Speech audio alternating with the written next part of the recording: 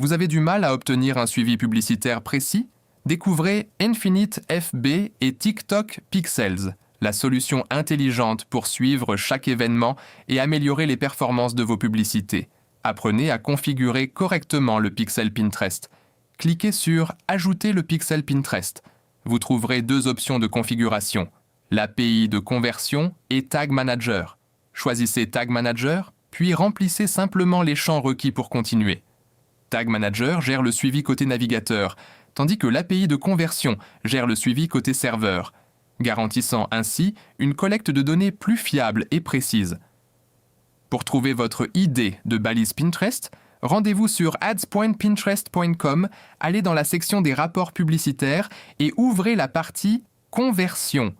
Vous y verrez deux options, Tag Manager et l'API de conversion. Ouvrez Tag Manager, accédez à la configuration de la balise pixel et repérez votre ID de balise.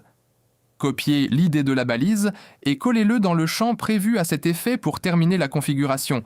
Cliquez sur « Enregistrer ». Une fois le suivi côté navigateur configuré, activez le suivi côté serveur. Cliquez sur « Ajouter le pixel Pinterest » et choisissez l'API de conversion.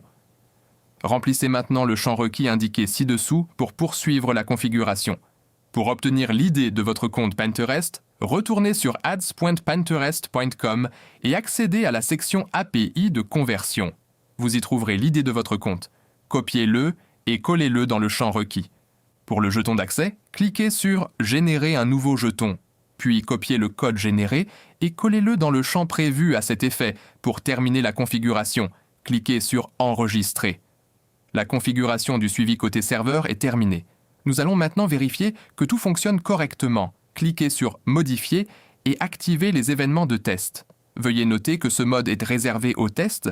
Tous les événements déclenchés apparaîtront dans la section « Événements de test », vous permettant de vérifier que votre suivi fonctionne correctement. Effectuons quelques actions sur la boutique pour vérifier que tout fonctionne bien. Comme vous pouvez le voir, l'événement d'initialisation est déclenché. Testons quelques autres événements pour confirmer la configuration. Toutes les balises se déclencheront correctement, ce qui indique que notre suivi fonctionne comme prévu. Une fois les tests terminés, nous désactiverons les événements de test. C'est tout pour cette vidéo sur la configuration du pixel Pinterest. J'espère que ce guide vous a aidé à comprendre le processus complet étape par étape. Si vous avez trouvé cette vidéo utile, n'oubliez pas de l'aimer et de la partager. Et abonnez-vous pour plus de tutoriels comme celui-ci. Si vous avez des questions ou si vous rencontrez des problèmes lors de l'installation, n'hésitez pas à laisser un commentaire ci-dessous. Merci d'avoir regardé et à bientôt dans la prochaine.